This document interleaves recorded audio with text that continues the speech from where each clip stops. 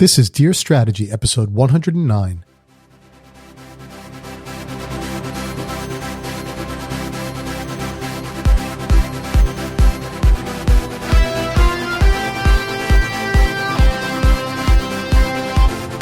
Welcome to another episode of Dear Strategy, where we answer all of your questions about product and business strategy. Real questions from real people in real companies, just like yours. Welcome back, strategy creators, to another great episode. This is episode 109. We are going to feature another strategy story that we're going to analyze. This story is going to be a little different than some of the other ones. This isn't a personal situation that I had or somebody had with a specific company. This is actually a story related to some very well-known documentaries that are out there, and I want to analyze them a little bit. So let me get right into it. By the way, before I do, I guess I should say that if you're a little bit confused on this format that we call a strategy story, we've been doing every other episode a story rather than a traditional question so that we can share some stories of things that happen and analyze them with the purpose of learning some lessons and seeing how we can apply those into our own business. So that's basically the type of episode that we're featuring here today. So what I want to talk about are actually two companies that have been featured in the news in the last year or so, mostly in a negative way. One is actually a company, it's called Theranos, right? So we'll talk about that in a minute. The other was actually less of a company, more of an event, but it was called the Fyre Festival. And these were two big dreams that were initiated by two big dreamers, and these dreams didn't work out. Okay, they didn't work out.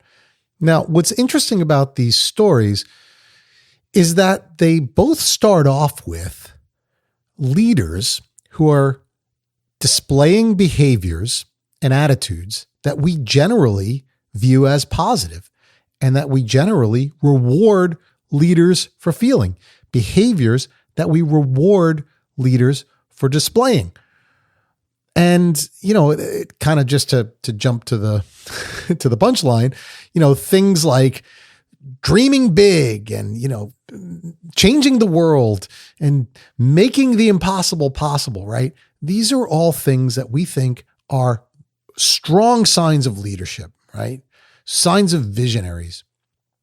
And that's what these two very young leaders at the time were all about. And they were, in fact, getting rewarded for those things, right? But in fact, both of these stories ended in disaster, mostly because the dreams were way bigger than the reality could support. And so how do you get from this point A, which we generally think is positive, to this point B, which is clearly very negative? And that's really the journey that we want to discuss a little. Now, to discuss this journey, you know, these stories are long and they're complex. And so rather than me telling you the entire story, I'm going to mostly refer you back to some of the resources that I think are interesting. So there's documentaries and things like that I'll refer for both of these two different stories. But at least I can give you the foundation for what they're about and, you know, enough so that we can discuss the main topic here, which is what happened and how could you avoid something like this happening in your own business. So let's get into the stories a little bit and let's start with Theranos. So Theranos is a company, it was a startup, Silicon Valley startup that was really in the healthcare industry. And the idea was that they were bringing or going to bring technology to market that was going to allow a litany of blood tests that would normally be required to have a lot of blood drawn from you, right? Or a significant amount of blood drawn from you. They were going to do those same blood tests on just a few drops of blood. So instead of having to go into the doctor and, you know, get a needle put into you and, you know, and have 2 or 3 vials of blood drawn from you to perform certain tests, this company would create technology that would allow those same tests to be done just on a finger prick, right? So a couple of drops of blood and you'd be able to do all those same tests. Not as easy as it sounds, by the way. And so there's a couple of great documentaries. One is a podcast series. It's called The Dropout. I highly recommend it. So, you know, go and check that out if you get a chance. Another one is a documentary that I think was on HBO called The Inventor. And so both of them kind of tell this same story. And essentially what it tells is the story of this young woman, Elizabeth Holmes, who dropped out of college with this big idea, drew on a lot of resources, got a lot of investors excited about this, and raised a tremendous amount of capital to start to bring this dream to life. The problem, of course, is that it couldn't be done. Technically, it wasn't a feasible plan, but she kept pushing through and pushing through and pushing through with this idea that we're going to make the impossible possible, right? Dream big, think big, fail fast. All the things we hear as positives, she appeared to be doing. But the problem is that the technology just couldn't work past the dream, right? Now, of course, there were many other things that went wrong there. She, apparently defrauded some investors and some customers and things of that nature. And you can go to the documentary and the sources and, judge for yourself all about that. So there were clearly some things that were handled incorrectly there. But the main idea was, I have this huge, huge, big idea, and other people are going to tell me that it can't be done, but I'm going to push through that, right? And that was to a fault. Well, the Fyre Festival was a similar type of a situation, totally different scenario, but a similar kind of a mindset. In this case, it was a young man by the name of Billy McFarland, and he tried to organize or co-organize a big music festival. And same type of thing, right? It was going to be this big music festival. They're going to rent out an island, and it was going to be all the biggest acts, and they were going to fly people in, charge them tons of money. And they were going to have the best, luxurious accommodations, and they were going to just enjoy this incredible weekend. And they did this great advertising campaign, some of the best marketing that you could possibly see in this space. And everything seemed to be like it was this dream music festival. But one problem, it wasn't possible. Again, they were marketing the impossible. But again, as you watch through the documentaries, and in that case, there's a couple of great documentaries, one on Netflix, I believe it's called Fyre, the other one on Hulu. That one, I believe, is called Fyre Fraud. So you can look both of those up and you'll learn more about this situation by watching those documentaries, which again, I highly recommend. But essentially, this was the same type of idea. Like this, here's a kid with a huge dream and said, I'm not going to focus on what can't be done. I'm only going to be focused on what can be done and just keep pushing through all the barriers, because the most important thing is to dream big, right? And once again, failed because it couldn't be done. So in this case, he marketed and advertised and sold people on something that couldn't be done when the festival actually came time to happen. It was not in the location that they promised. The accommodations were not there. People flew there and essentially got stranded on an island with little to no food, no accommodations. And, they had a real mess on their hands. And there was, again, an element of fraud and things of that nature in that story as well. But what struck me with both of these documentaries, and this is the interesting part, is that when you watch what was going on and you hear kind of their side of the story, you see that what they're doing and what they were doing or trying to do was do what we reward a lot of business leaders and a lot of companies for doing. And on a much, much smaller scale, without any of the fraud, I really do see this happening in companies as well, where you have leaders that just say, don't tell me what can't be done. I'm only going to talk about what can be done. I'm going to say, this is what we want to do. Just make it happen. And they're not as concerned with the fact that maybe it can't happen. They just think by saying it and pushing past it and motivating people towards the goal, that's going to make this thing come true. And many cases in business, it doesn't. It doesn't. Again, in most situations, you don't push through to the point where you're defrauding people. And so that's, I'm sure, the biggest difference between these situations. But the main element of dreaming bigger than you can deliver is what I really want to address here. And here's the way that I look at this. I just don't think that these companies, and people that experience this in regular companies as well, a lot of times we put the goal bigger than the strategy can deliver. And that's a real problem. It's a real problem. I don't care how many times you've heard, the term dream big, right? Dream it and you can do it. All these different things that you hear. I don't care how many times you hear that. You need a plan. And I tell people this over and over and over again in strategy development.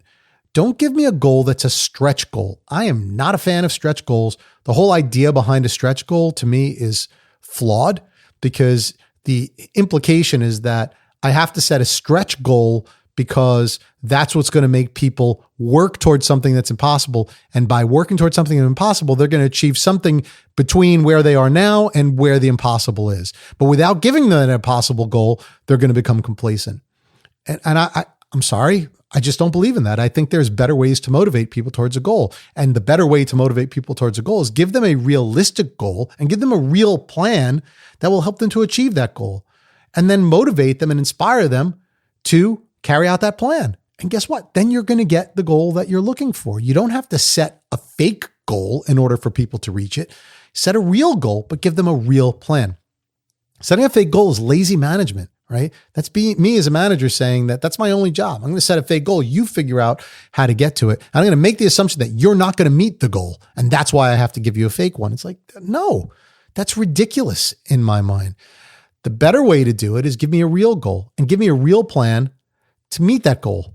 And then everybody's happy. Now, none of this is to say that you should never dream, right? None of this is to say that you should always be conservative in your planning. You could still be aggressive in your planning, right? You could still be aggressive in your goals. But the point is that you have to have a plan that matches your goals. And if you want to have the big dream, which I do condone in the strategy process, I call that a vision, right? Vision is something that is like kind of your long-term view of what you want the world to be, but you really don't know how to get there yet. That's okay. Realizing that that is the long-term view, and your strategy and your planning process is about putting together goals that will allow you to eventually work towards that long-term view, but may not say that I'm achieving it today, right?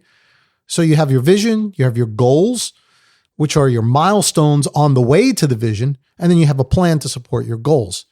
It's when you're missing that middle piece, right? You skip right from the vision to the actions, and you're missing that whole goal and planning piece. That's where things start to fall apart. And that's what I'm referring to when I talk about leaders who say, here's the stretch goal and give me no other guidance as to how to do it. You're missing that whole big strategy piece. Okay, so what are my goals on the way to that stretch? And what's the activities or actions or initiatives that I need to take to achieve those goals on the way to that stretch, right? You have to differentiate those two. Because if you don't, as a leader, here's what's going to happen. You're focused on the dream. People that are subordinate to you are basically saying, yeah, we'll do it, because they know that they want you to hear, you don't want to hear any other answer. And that's where everything falls apart. You think things are going along okay. They're not telling you. And then when it's too late, you're left holding this bag, right? Of, oh my God, none of this could be achieved and no one told me.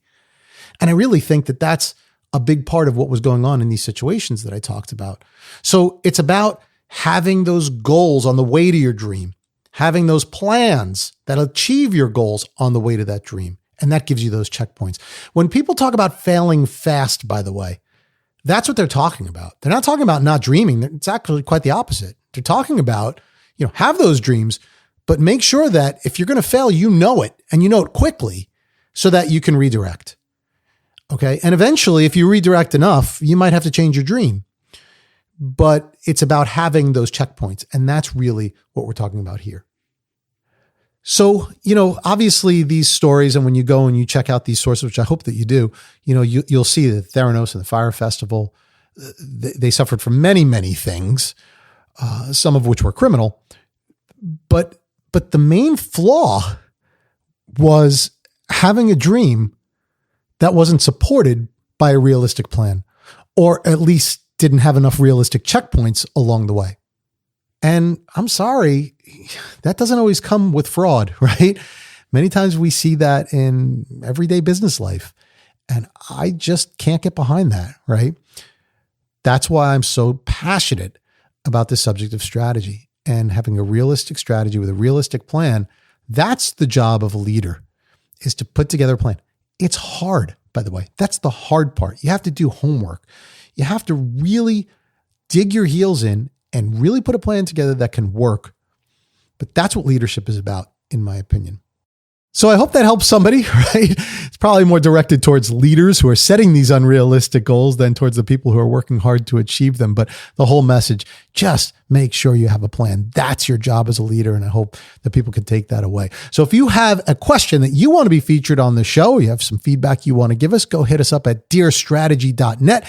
Go click on that contact link. That'll take you to a form where you can ask a question to be featured on the show or give us feedback or whatever you want to do. We just hope to hear from you. We love hearing from our community of strategy creators. So we hope that you'll take the time to do that. And while you're doing that, don't forget to make time for the plan, the real plan. And we'll see you back here on another episode of Dear Strategy. Thanks for joining. Thank you for listening to Dear Strategy with Bob Caparelli. To learn more or to submit a question to be featured on our show, please visit us at dearstrategy.net.